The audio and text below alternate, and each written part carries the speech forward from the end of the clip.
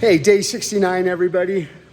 I'm right in the middle of my workout, so I'm a little winded, but I was just thinking about this. I figured if I don't record it, I'm gonna forget it. So I wanted to make sure I get it out. So it's Saturday, March 9th, day 69. And yesterday I dropped something pretty hot. It was a pretty heavy post. A lot of people may not agree with it, and that's okay. It wasn't meant to be argumentative or anything. It was just an answer in response to several people who had just been private messaging me and talking to me on the sideline, who see me from time to time. And, I got to thinking last night, again, just now, I was like, wow, that's a pretty big ask, for anybody to go out on a limb and trust something or somebody they can't see, smell, hear, touch, or communicate with like we do today with us as human beings. Putting your trust into a higher power of authority who you've never met, and you're relying on scripture and past documented experiences back as far as 2,000 to 3,000 years ago as your proof of evidence, and maybe some things that have happened in your life that have kind of led you to believe or form an opinion there might be somebody or something out there that's bigger and brighter than you running the universe. So tell me if this sounds familiar. Ken, I've had so many people in my life that failed me, people that have lied to me, hurt me physically, spiritually, emotionally, mentally, and let me down, bosses, coworkers, spouses, friends, teachers, colleagues. Why would I put my faith into something or somebody I've never seen or heard of before? Well, I don't know. I would just say, why wouldn't you? Why wouldn't you? There's two things I always say is one, don't let your pain go to waste. And two, you'll never know until you go out on a limb and surrender, right? You'll never know until you go out on a limb and surrender. So, part of that is having faith, and having faith and saying, hey, my best thinking has got me to where I'm at. I've tried things the way I want to do them for 56 years, and maybe it hasn't worked out as well as I'd like it to, or it hasn't worked out at all.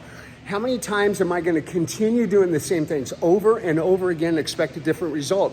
And if that doesn't sound familiar, that's the definition of insanity. Doing the same things over and over and over and expecting a different result. So somewhere along the line, you and I have to sit down and be real with ourselves. I have to be brutally honest with myself and say, hey, as buttoned up as I may appear to some people, and we come across on social media, because we really only show and see the best sides of people. What's really happening inside this body, and this mind behind the scenes? What are the things I'm struggling with that nobody else knows except for me and my maker? And am I going to be honest and say, I'm strong-willed, I'm selfish, self-centered, greedy. It's all the things that come with being a human being. I'm sinful by nature. Maybe not that because I want to do those things, but those are the things that have led me to where I'm at today. And the only way you can shed those character defects is by surrendering to your higher power authority and saying, can you remove them from me and help me unscramble this egg, as I've said in the past. I mess things up, and I haven't the faintest idea where to start to fix them.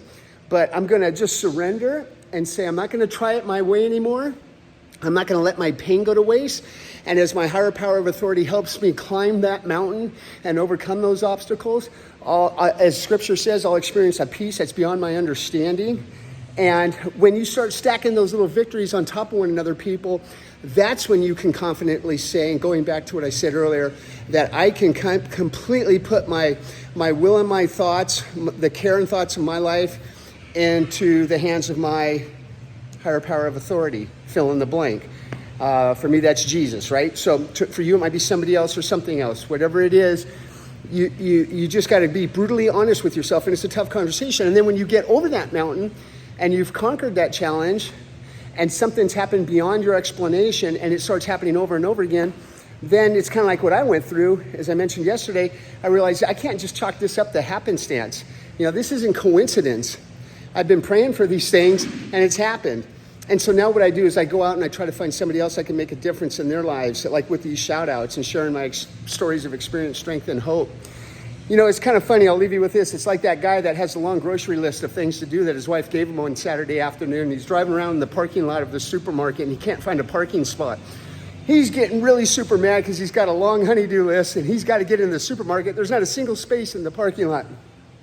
As he's driving around, he finally puts his hands up and he says, Lord, please, I've got so many things to do. Can you help me find a parking spot? And just as he looks down, he sees a car backing out right in front of him, and he goes, oh, forget it. I found one. That's how we act most of the time. Ungrateful, unappreciative. Think twice about what you're saying, hearing, and doing. Be brave, be strong, go get what's yours.